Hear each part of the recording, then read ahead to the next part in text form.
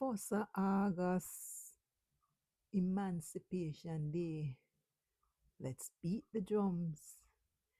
Today is August 1st, 2026.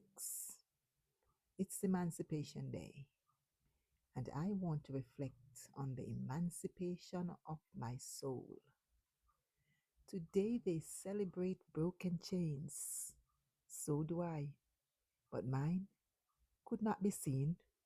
No shackles around my ankles, no handcuffs on my wrists. Yet I was imprisoned all the same, locked behind pride, guarded by fear, sentenced by my past, held captive by the opinions of people who never had the authority to define me. Then the master walked into my prison. He did not ask for the key, he became the key. And suddenly I discovered that the hardest chains to break are the invisible ones.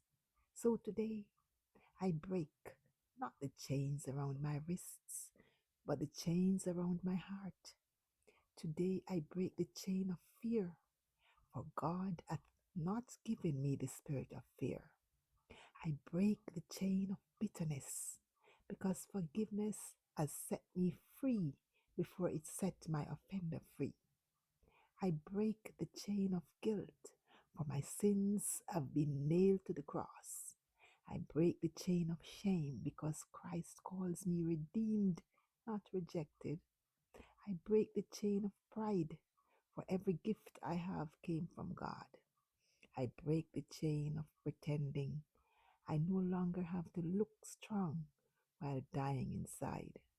I break the chain of people's opinions because I belong to an audience of one. I break the chain of comparison. God never called me to become someone else. I break the chain of yesterday's failures, for His mercies are new every morning. I break the chain of empty religion. I want more than church attendance. I want His presence. I break the chain of comfort. Lord, disturb me until I become who you created me to be. I break the chain of spiritual complacency, fan into flame the gift that is within me. I break the chain of silence when truth needs a voice. I break the chain of self so Christ may be seen. And finally, I break the chain that kept me from becoming all that God has called me to be. Not because I am strong, but because Christ has already broken every chain that tried to hold my soul captive. So today, I do not simply celebrate Emancipation Day, I live it, not just in my history, but in my heart, not just in my ancestry, but in my spirit. For where the Spirit of the Lord is, there is liberty, freedom. So let the chains fall. Let the fire return. Let the soul arise. And let every step I take from this day forward sound like freedom. Today I remember the chains my ancestors wore, and I thank God they were broken.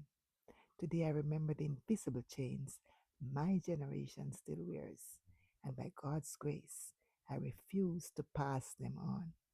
May the chains end with me. Have you broken these chains as well? Do you still have chains to be broken?